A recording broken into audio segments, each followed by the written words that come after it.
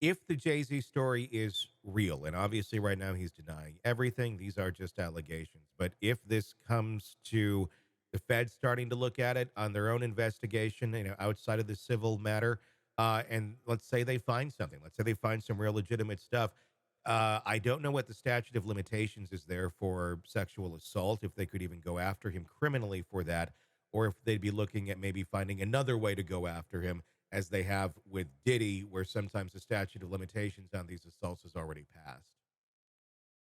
Right. So, of course, the statute of limitation issue with Diddy was sort of washed away because of the RICO charge, Hmm. which makes the last deed that he did, that's where your statute of limitations starts. So, Yeah. everything in advance of that, you get to pick up. But I don't know that they have any information about Jay Z running some sort of criminal enterprise or if they'd even go that far. As far as the statute, I think there are statute problems, but I have not looked specifically at this jurisdiction, their laws, because a lot of laws have changed, especially for minors who were raped, Hmm. where that limitation has changed in terms of the years that you can go back to include such violations. So I would have to look specifically because the books have Yeah. changed uh, remarkably in many jurisdictions, so that kids that were minors can now come forward and their perpetrators can be charged. Sure. It's a lot to look at in this case. One of the big things that was in the statement from Jay Z was talking about how now he is, he's playing a victim in this, and he may be. If these are lies, then yeah, then he would be. But how difficult it's going to be to have to sit down and talk to his daughter about all of this with his wife, and try and explain that people are greedy, they're out for money, and they'll say crazy things. Um, I agree. If you're innocent, in any case, I can't imagine having to have that conversation with people making those sort of accusations against you. But I think there's also facts here in the world that maybe should also be explained. Like, I don't know, why was Daddy out touring and making albums with R. Kelly after we had already seen that video be released of him with the child in his home with the Soul Train Award in the background? Of course, he was acquitted of that, but anyone with a brain knew what was going on there. We knew that he was not a good person. And this tour, those albums, they all happened after that on the kind of early 2000s, late 90s resurgence of R. Kelly. Jay-Z thought it'd be appropriate to do business with someone like that. Of course, you can argue record companies, you're going to do this, you're going to do that. This will be great. It's all for money.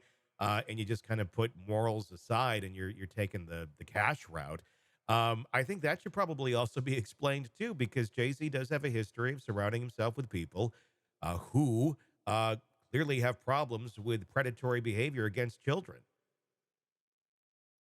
Yeah, again, back to another, adage, right? Birds of a feather. Yeah. I mean, typically people who, you know, do not want to be associated with anything like that stay away. Jay Z was a name in and of himself. There's other people he could associate it with. And, I posted a video actually of Beyonce's sister sort of beating up Jay Z in this elevator Yeah. and this whole domestic violence confrontation. And I'm not sure I got my point across, but my point really was that there were all sorts of issues, I think, from a domestic situation with Jay Z dating way back, his loyalty to Beyonce and so on and so Mhm. forth. And then also the propensity within the circle of these people to just be so violent.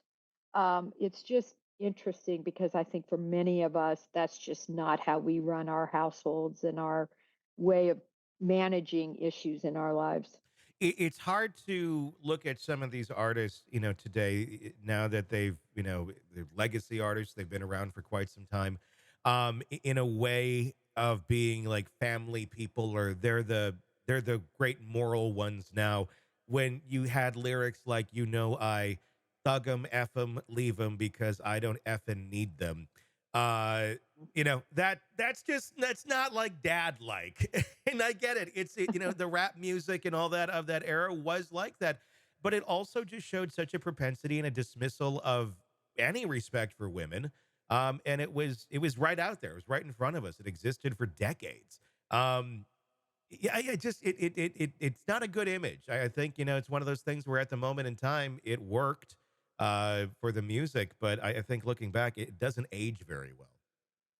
Well, and so many of these individuals had a gang association, if you will, Hmm. individuals that were in their circle. And so my lens really, Tony, is from, in some ways, that gang view, Yeah, because I worked gangs for 6 years on the streets. And I can tell you the life of that gang associates and affiliates and people involved in all of that come from is deplorable. yeah, How they were treated as children, how they come to find this unity within the gang, and just everything they're involved in.